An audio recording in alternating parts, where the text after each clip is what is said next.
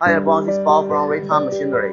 Today I'd like to showcase our CNC Tube machine for the different diameter of copper pipes. Now the pipes put at the front of me is there are several samples which was built by our machine. For this size, this one is outer diameter is 104 millimeter.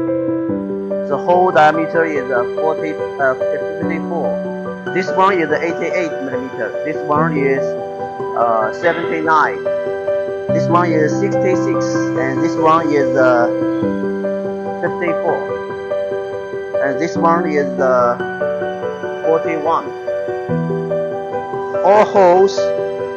This pipe's during hole size is 54 millimeter by our T-Duder. This one. It is a very strong design. Okay, next let me show you how this machine working.